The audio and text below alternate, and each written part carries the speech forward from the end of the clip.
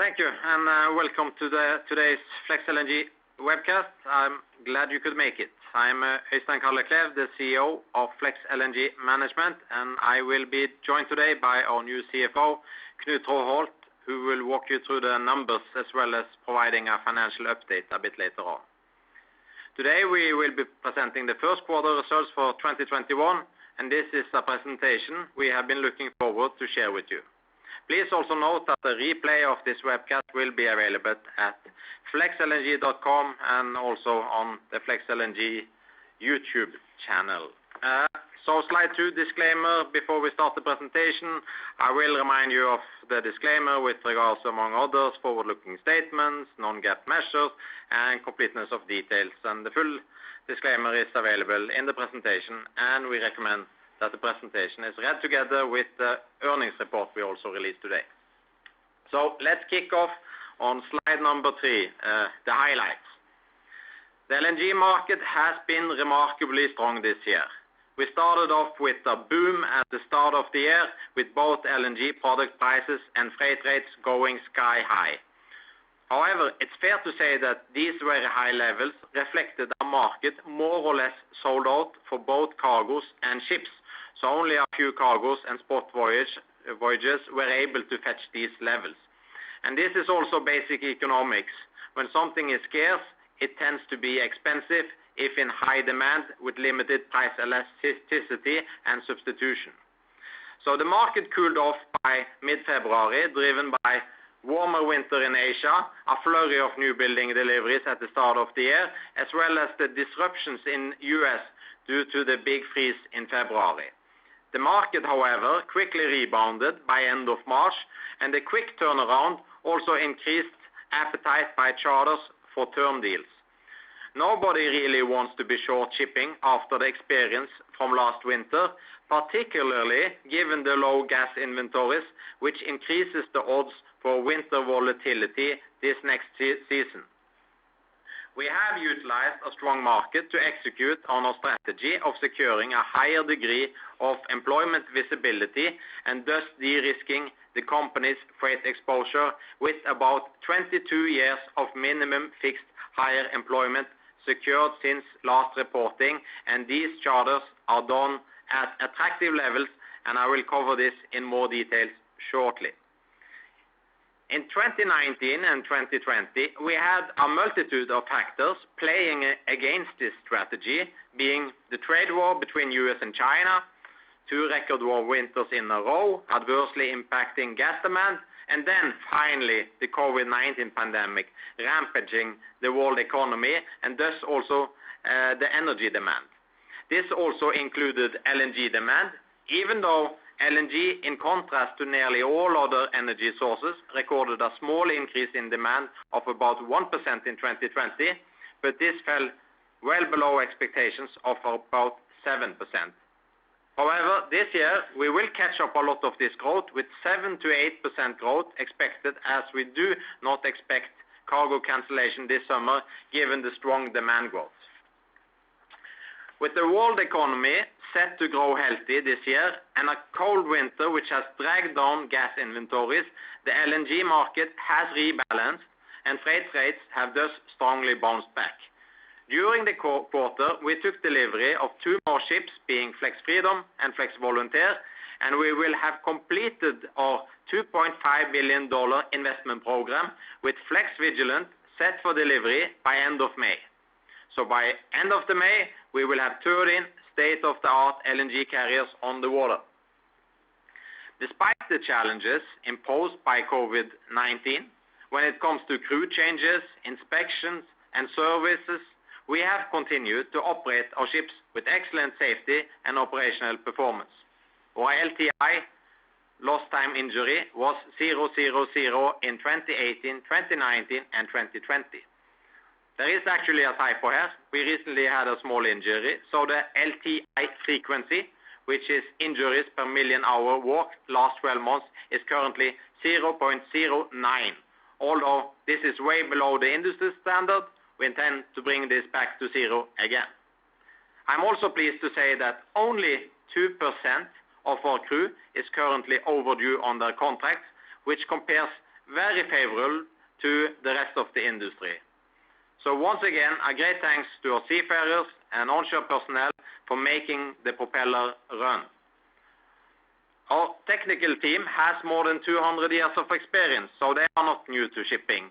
Our top management, consisting of Knut, Ben, Marius, and myself, have also worked in shipping and LNG for most of our careers. Jay Mintzmeyer actually made me aware today that FLEXELNG is the only shipping company in his research coverage with a straight A rating for management. In terms of financials, I am pleased that we delivered revenues of 81.3 million in line with guidance of 80 to 90 million when we reported on February 17th. At the time of reporting, we had 13% of remaining days to be booked, as well as 3 ships on variable hire contracts linked to the spot market rates. The market took a nosedive from the middle of February until end of March for reasons already described, and this is why we ended up in the lower end of the guidance range. Nevertheless, we delivered a TCE of 75,400 in first quarter, slightly ahead of 73,700 in fourth quarter. This resulted in an adjusted net income for the first quarter of 34.2 million or 64 cents per share. As long-term interest rates rebounded in 2021, driven by improved economic outlook, we booked a 13 million gain on our interest rate swaps utilized for hedging, and our official net income was therefore 47.2 million for the quarter, translating into 88 cents per share. As you might recall, our official earning numbers last year were dragged down by unrealized losses on such derivatives due to plummeting long-term interest rates, but we see a reversal of this now as the world are recovering gradually from the pandemic. It's also worth reminding you all that we have secured long-term attractive financing for all our ships, including Flex Vigilant, set for delivery by end of the month, and we also have a super strong liquidity position with 139 million of cash at hand at the end of first quarter. This healthy financial situation, coupled with the strong contract coverage, gives us ample room to pay an attractive dividend and also potentially buy back more of our stock. Hence, we are therefore pleased to announce an increase in the dividend from 30 cents for fourth quarter to 40 cents per share for the first quarter. With the current stock price of around $13, I believe it's a bit up today, this translates into an annualized yield of about 12%, which should be attractive in the current low interest rate environment. Our stock still trading below book value of about $16 per share. Our book or balance sheet consists of brand new ships on the water acquired at attractive prices compared to today's new building prices, which are going up. Additionally, all our ships are attractively financed, and today the ships comes with an attractive backlog as well. Thus, we still find it attractive to buy back our stock. During the first quarter, we therefore bought back 593,000 shares, representing about 10 cents per share, bringing the total to 800,000 shares bought back. The board has therefore decided to increase the cap under the buyback program from $12 to $14 per share, which is still approximately 12% discount to book value. Slide 4. So in Flex LNG, we don't execute, we FLEXECUTE. As mentioned in the highlights section, the LNG market has recovered and rebalanced. The Asian and European spot LNG or gas prices, JKM and TTF, which fell below $2 and $1 at the nadir of the COVID-19 pandemic, are now at around $10 and $9. This is 5 to 9 times higher than last year at this time of the year, and strong also in historical perspective for this time of the year.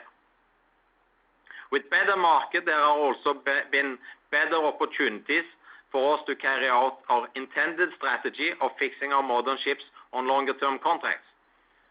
When we expanded our fleet in 2018 from 6 to 30 ships, we also took the decision to recruit and build up a top-notch in-house technical management. Flex LNG Fleet Management received its driver license or document of compliance, as it's called in shipping, about a year later in October 2019. And during the end of 2019 and into 2020, we gradually took over the management of all our ships in-house.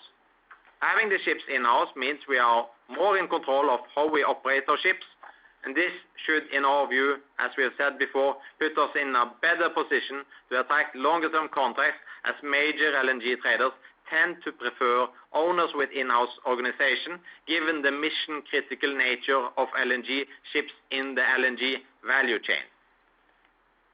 However, long-term contracts doesn't just arrive at the doorstep. Charters want to see the organization actually delivering great performance, and this we have certainly evidenced through the stress test imposed by COVID-19. We also took the prudent decision to finance the company with ample equity and flexible long-term financing for all ships to be able to trade our ships spot and rather pick the right moment to execute on our strategy when the time was right. And 2020 was certainly not the right year to fix ships on long-term fixed hire contracts, given the upheaval in the market. So during the last month or so, we have fixed 6, possibly 7 of our ships on attractive term employment. On April 14, we announced an agreement with Cheniere to fix 3 ships in 2021 with them and 1 or possibly 2 ships in 2022. Flex Vigilant will be delivered to Cheniere on a 3-year contract ex-yard end of the month. Flex Endeavour has already commenced a charter with Cheniere, as we agreed early delivery of this vessel with the charter duration thus expanding to about 3.75 years, minimum duration. We also plan to deliver Flex Ranger on a 3.5-year contract to Cheniere in third quarter.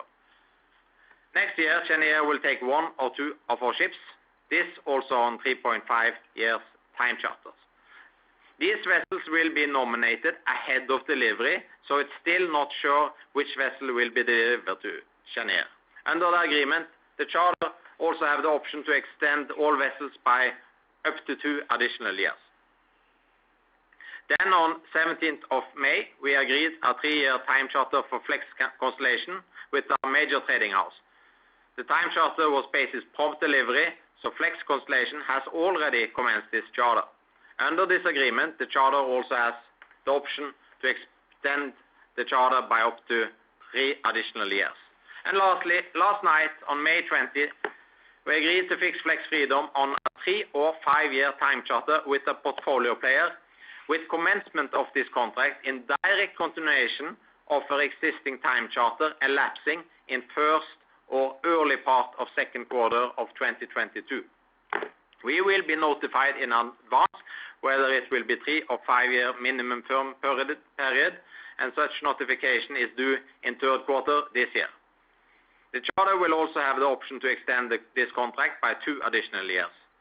This time charter remains subject to final documentation and customary closing conditions.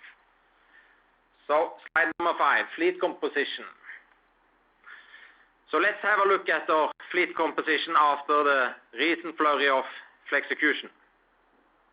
In total, since reporting in February, we have added 22 years of firm backlog to our fleet, with up to an additional 20.5 years of optional backlog. Hence, our earnings visibility has been transformed as a consequence of these fixtures. Today, we have 3 ships linked to the spot market through variable hire contracts. These are Flex Enterprise, which is on her 3rd year of her variable hire contract, with firm contract coverage until end of first quarter next year, but where the charter has the option to extend her by another 2 years. Flex Amber is on a similar contract into Q4, where the charter can also extend by 2 additional years.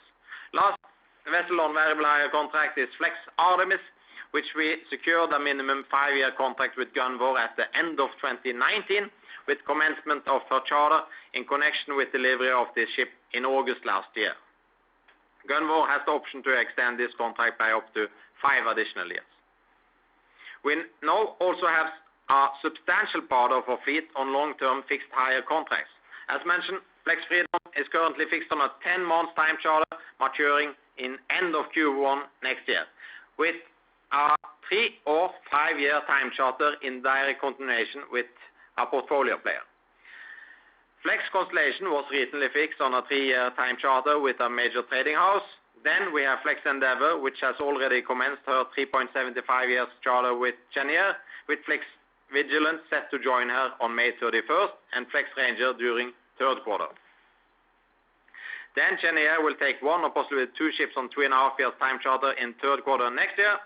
Hence, we can pick and choose from our existing ships, but for simplicity, we have included Flex Courageous and Flex Aurora as optional, and Flex Aurora as the optional ship for the Cheniere contract. Flex Courageous is currently on a 11-month fixed hire time charter and will be redelivered to us at the end of Q1 next year. Flex Aurora is also fixed on a fixed hire time charter, where the charter has the option to extend the ship for an additional 6 months, taking her into Q1 next year. Flex Resolute is also on a similar contract, where the 3 months extension option was recently declared, but where the charter can extend by another 3 months. In any case, these 2 positions are very attractive, so we would be perfectly fine trading these 2 ships in the spot market in case they are not extended. Then we have Flex Rainbow, which is fixed on a 12-month time charter in Q1 this year, with redelivery in Q1 next year, where the charter has the option to extend by another year into Q1 2023. And lastly, we have 1 ship remaining in the spot market today, Flex Volunteer, which is fixed into Q3. Given the positive outlook, we are very happy trading her in the spot market. So slide number 6, the backlog. So let's talk about visibility. As we have secured substantial backlog during the last month or so, our forward earnings visibility has also increased substantially, with a minimum of 88% of the remaining days in Q2, Q3, and Q4 covered. As mentioned on last slide, we only have 1 ship, Flex Volunteer, trading in the spot market, with the possibility of having also Flex Aurora and Flex Resolute redelivered in Q3 or Q4 this year. But again, as I mentioned, these are very good positions. We would be happy trading spot, as these periods also coincide with the winter market. We also have 3 ships linked to the spot market through the variable hire contract, so we are exposed to the spot market through these 4, possibly up to 6 ships, while the rest of the fleet are on fixed hire contracts. This means we can fairly accurately predict the revenues for the company for the rest of the year under normal operations. As we have been in investment phase through 2018 to second quarter this year, we have incrementally grown our fleet of ships on the water during this period. We started off 2019 with 4 ships on the water and closed the year with 6 ships on the water. During 2020, we are added another 4 ships on the water, while we are adding the remaining 3 ships to our fleet in 2021. Hence, it should not come as a surprise that our revenues are growing. This also means that finally all the equity invested in the company is being employed in productive assets, as in the past a substantial part of our equity has been tied up in vessels under construction, which returns are 0.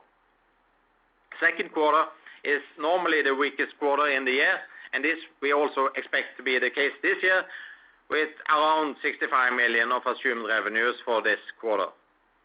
The quarter is fully booked, so the unknown factor is the earnings we will be making under the 3 variable hire contracts in our portfolio. In third quarter, we have also a high booking, so variation here is mostly linked to spot earnings for Volunteer and the earnings under the variable hire contracts. But we expect revenues to bounce back to the level of Q1, as you can see from the graph. For fourth quarter, which tend to be the strongest quarter, although this year Q1 was slightly stronger than Q4, we also have a high degree of days covered as mentioned, but we expect revenues to grow closer to $100 million for this quarter. As we have had 3 ships for delivery in the first half of the year, with Flex Vigilant set for delivery by end of May, we also have no more CapEx commitment in the second half of the year. Hence, cash flow available for distribution to shareholders will therefore also be higher. So, next slide, number 7. So just to give a summarize before handing over to Knut. As we have mentioned in the past, we have the industry low cash break-even of around $45,000. As you can see from what I've described, we have substantial backlog not only in 2021 but also for 2022, 23, and 24. This gives us ample room to pay out dividends. As mentioned, our earnings or adjusted earnings per share in the first quarter was 64 cents. We are paying out 40 cents as dividend. We have bought back shares for around $5.5 million, bringing the distribution to 10 cents per share.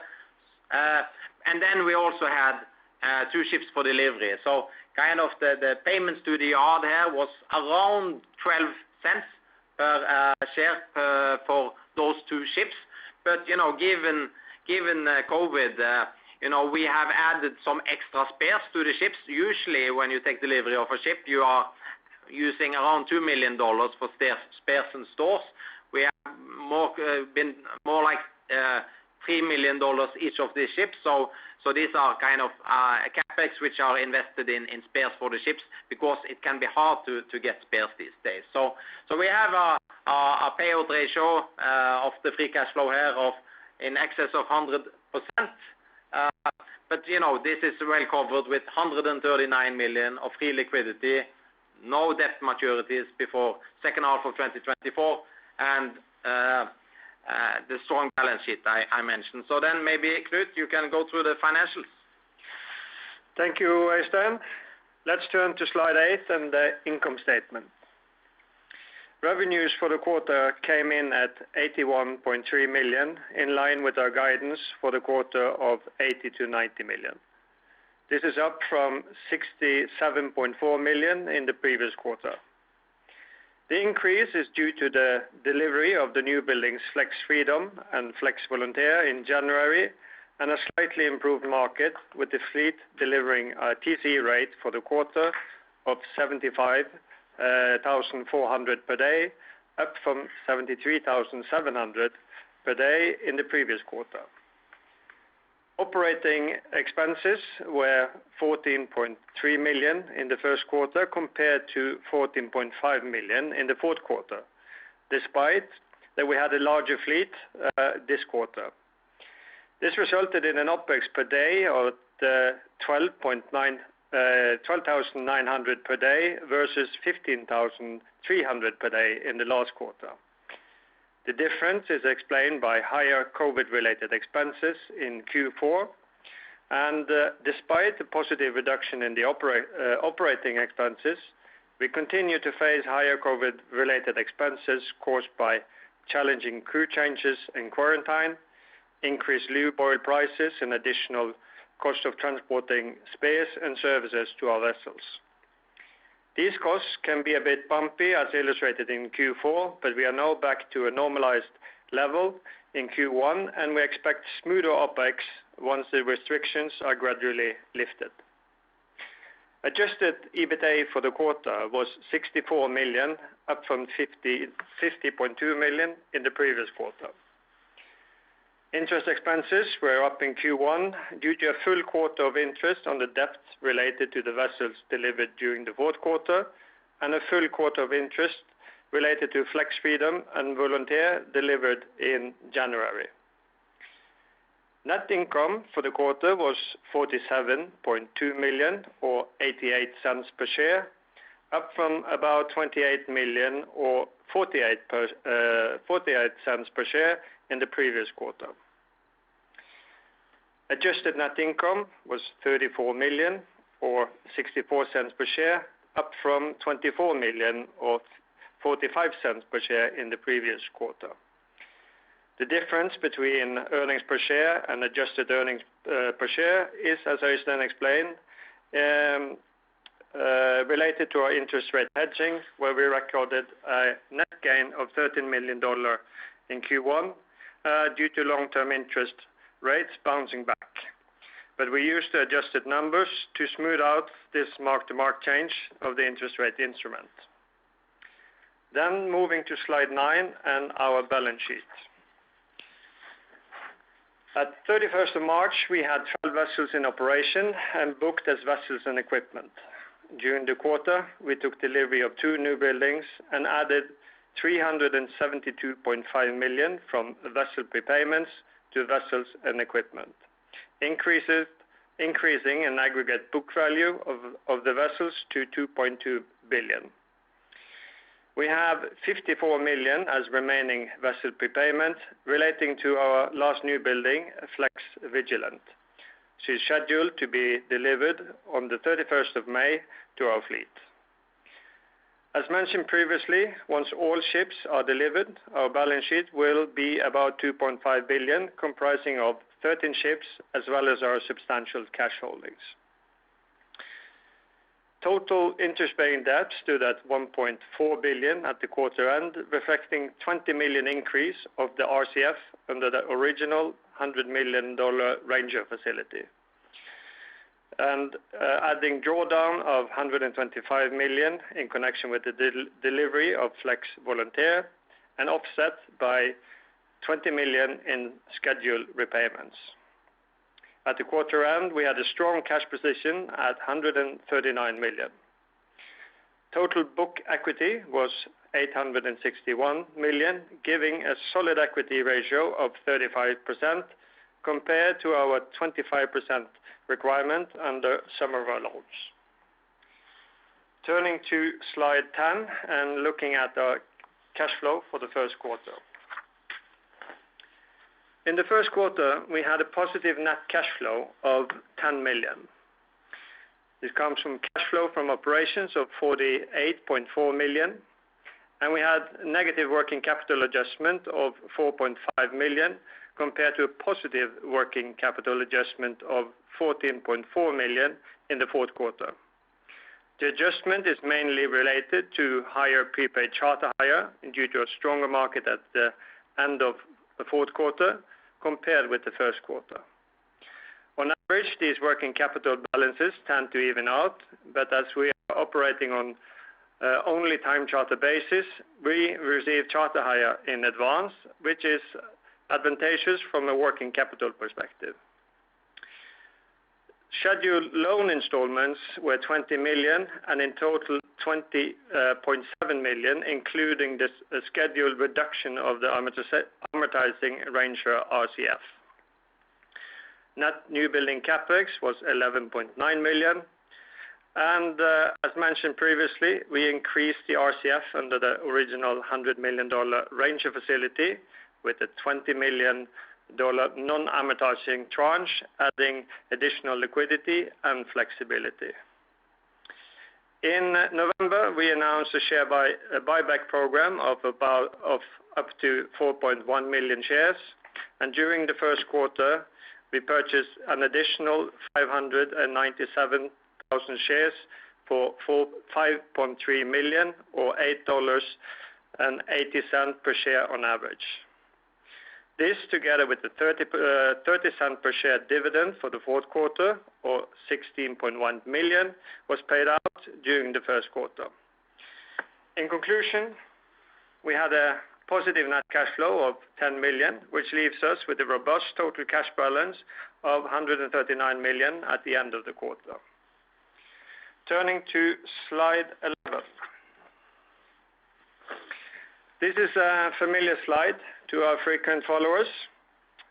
We have, over the last years, secured a total of $1.7 billion of attractive financing for the fleet of 13 vessels. At the same time, we have diversified our funding base with a mix of bank financing, lease financing, and ECA financing. As communicated at the fourth quarter presentation, we had secured commitment for the $20 million increase under the $100 million Ranger facility, and the amendment was signed in March, and then the amount was fully available thereafter. We have hedged the interest rate risk with interest rate swaps for a nominal amount of $674 million at quarter end. During the quarter, we terminated 2 swaps and used a positive value to enter a new swap at a lower fixed rate. The average fixed interest rate for our swaps is 1.15%. Together with the leases on fixed rate, we have a hedge ratio of about 66%. All in all, we have a very comfortable debt maturity profile with the first maturity due in July 2024. And this is provided by a pool of 15 different financial institutions. And over the years, we have demonstrated our ability to raise attractive funding, also during challenging times, both in the physical and the financial markets, as we have a very strong support from our wide banking group. And with that, I hand the word back to Øystein, who will give an update on the market. Thank you, Knut, for the financial review. Plain sailing for you. You really picked the right job. So, slide number 12. We start off the market section with a snapshot of LNG exports and imports in the first quarter. In the first quarter of 2021, exports were close to 102 million tons, 101 million tons according to Kepler data. This was in line with last year, despite the lost cargoes due to the big freeze in Texas during February, as well as some other supply disruptions during the quarter.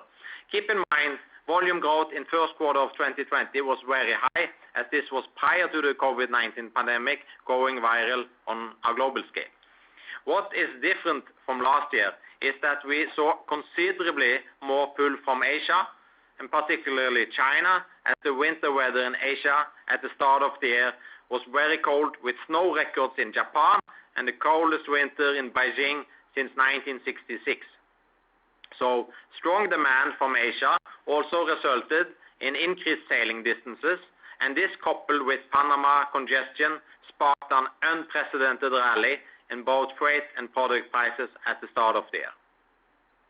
As we explained both in our Q3 report in November and our Q4 report in February, we have been very bullish on volume growth in 2021, with estimated export growth of about 25 million tons in 2021, as product prices started to rally last autumn, and this have now started to become the consensus view. So as you can see from the graph to the right-hand side, we expect 7 to 8% export growth in 2021, which will be supportive of the freight market, which we will cover on the next two slides. So turning to slide 13, the spot market for freight.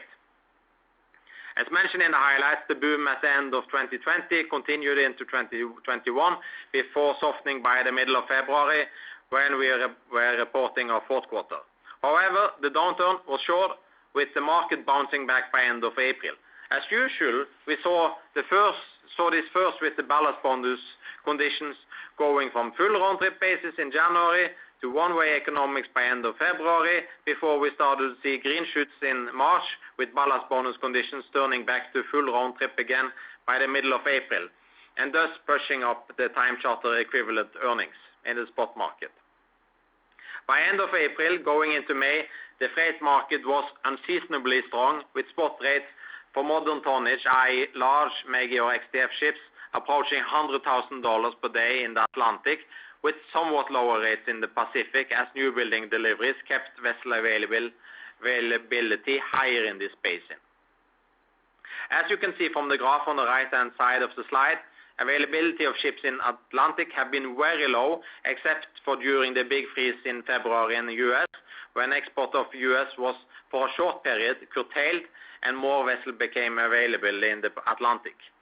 The high freight rates have, however, attracted relets into the market, and we have seen the market softening during the last 2 weeks due to slightly more vessel availability and rates for modern tonnage returning to around $80,000 per day in both the Atlantic and Pacific basin. But, these are very solid numbers for May, as you can see on the graph to the left. However, the relets in the market are typically only available for shorter durations, as the traders and portfolio players typically want these ships back before winter season approaching, and this is thus not affecting the term market significantly, as I will illustrate on the next slide. So, term market, slide 14. Let's have a look at the term market for freight. In this graph, we show the term rates for 1, 3, and 5 years over the last year following the COVID-19 pandemic. As you can see, the 5-year TC assessment flatlined during most of the last year, as there was also limited interest for such periods by charters, which could fix vessels cheap in the spot market or for shorter-term business. The 1-year TC last year were around 55 to 57,500 before turning sharply up from the beginning of April, and now hovering close to $100,000 per day. The 3-year TC rate, which is less liquid than the 12-month TC, followed the 12 months TC rate closely before also picking up from April, now being at around $80,000 per day. So given the unattractiveness of term business during the last approximately 12 months until we started to see the green shoots at the end of March, we elected to rather tread the water playing the spot market. At the start of the year, 8 of our 13 ships were either trading spot or on variable hire contracts. Plus, we also had our last new building open. Despite pursuing this strategy, we managed to sail in $60,000 in time charter equivalent earnings for 2020 while keeping our options open, which was much more attractive than fixing ships on poor rates for longer durations. Of course, we were in the fortunate position that we had financed our ships in advance and sat with a big chunk of cash, so we could afford to take the wait for better times approach, which was not the case for all owners. With term rates picking up recently, we have utilized the momentum to fix a large part of our fleet on term contracts at much more attractive rates than what was achievable last year and in 2019 for that matter. So there is definitely some truth to patience being a virtue. So gas prices on slide 15. As previously highlighted, gas prices started to recover over the summer last year. As we highlighted in our Q2 report last August, there was already at that time a La Nina alert for the winter 2020-2021, which normally means the winter weather will be cold and longer in the major gas importing nations. We therefore elected to keep substantial spot exposure over this period and made healthy trading results for both Q4 and Q1 as recently explained. The winter came a bit late, but when it arrived, it was freezing cold, and it also lasted for a very long time, especially here in Europe. Last autumn, we also experienced the most active hurricane season on record in the US, which caused supply disruption. In the short term, these supply disruptions were negative for freight due to lost cargoes, but the supply disruption also fueled the product prices, with Asian LNG benchmark JKM going from a low of $1.8 during the early part of the summer last year to a high of $32.5 early 2021. The average price of the February JKM contract was $18, 10 times the price during last summer. As you can see from the graph, the big freeze in the US also led to a spike in the US gas prices, here represented by the Henry Hub index. Given the bull run in oil prices, US shale drilling have become increasingly profitable, so natural gas prices have returned to sub-$3 level, with forward prices also in this level.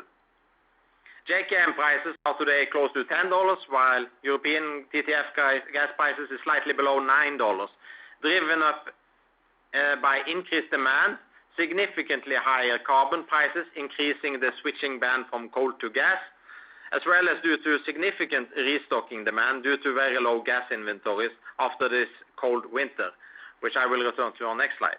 So last point to make is forward prices for gas are at an entirely different level this year than last year, and this gives no incentive to cancel cargoes in US or for that matter Egypt, which has become the new swing producer, and that's why we are also confident on big volume increases this year. So slide 16, gas inventories. Gas inventories, as we started to highlight in our December 2020 presentation, the strong demand from Asia at the end of 2020 was pulling cargoes away from the Atlantic basin and away from European buyers, with rapid depletion of gas inventories in Europe as a consequence. The Asian demand pull continue into 2021, as I illustrated earlier, resulting in severe congestion in the Panama Canal and booming freight rates at the start of the year. We therefore continue to highlight in our January and February presentation that European buyers were being starved off from gas deliveries and therefore had to continue to run down their inventories quickly. This was further aggravated by a cold and long winter in Europe with record snowfall in Madrid and a high carbon price in Europe with CO2 prices hitting above 50 euros, which meant that gas became increasingly competitive towards coal despite higher gas prices. Hence, we have been arguing for strong restocking demand over the summer, minimizing the chance of a repeat of the summer cargo cancellations. We thus became increasingly comfortable with the market situation for 2021 and elected to keep a very high proportion of our fleet exposed to the spot market at the start of the year, as mentioned, until we have now acted on term opportunities. European inventories today stand at only 33.5% full, which is less than half the levels last year. European inventories are about 70 million ton equivalent of LNG, so the shortfall in European inventories are almost twice the volumes of U.S. cargo cancellation last year, and it is almost inconceivable that European buyers will be able to fill up inventories ahead of next winter, and this can spur gas prices and volatility, particularly if economic recovery is strong and or if the winter is not even cold, but just normal. So slide 17, the fleet composition. Last quarter presentation, I had a very long section about the new decarbonization rules for all ships, or EEXI as it's called. We expect the new rules to be agreed by IMO in June, and these rules will create headaches, particularly for the owners of older steam tonnage, but opportunities for owners of state-of-the-art ships. I'm not going to repeat the lecture from last presentation, but it's available on our webpage for those who missed it. What I would like to point out is that the order book, which some analysts thought was too big this year to make for a conductive freight market, is tailing off, and a number of available uncommitted vessels have come down a lot with the recent increase in term interest. The mix of few available mega XDF ships, EEXI rules, generally higher new building prices, and the fact that a lot of older tonnage is coming off long-term contract will result in more opportunities for us to fix ships on attractive term charters. We are now focusing on our 2022 positions given our high coverage for 2021, and the recent forward fixture of Flex Freedom illustrates this point and opportunity. So that's my last slide before summarizing. As I mentioned, revenues in line with guidance. We have substantial backlog for 2021 already booked. Dividend, we are increasing this now to 40 cents in addition to the buybacks. All ships will be on water by end of the month. As I've covered in great detail, we have a positive market outlook with summer restocking, and we are in a very good financial position with all ships financed, super strong balance sheet, and lots of liquidity. So that's it for me. I'm happy to take some questions if there are any. As a reminder, you will need to press star and 1 on your telephone to ask a question. To withdraw your question, please press the pound or hash key. Once again, that is star and 1 on your telephone to ask a question.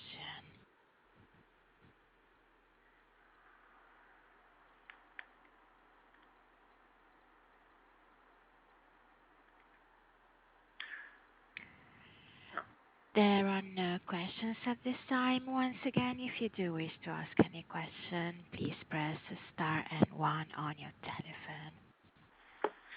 Yeah, okay. Once again, everything is very clear. It seems like telephone is going out of vogue, so maybe we should try to focus more on the chat function for questions next time. But until then, I wish you a very good weekend, a good spring. We will be back in August with our second quarter results, probably somewhere middle of August.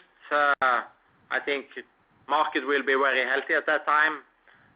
Don't rule out freight rates going into 6 digits by that time. We will probably see contango structure developing in the gas prices because of fear of Panama congestion. So I think, I'm really looking forward to second quarter as well.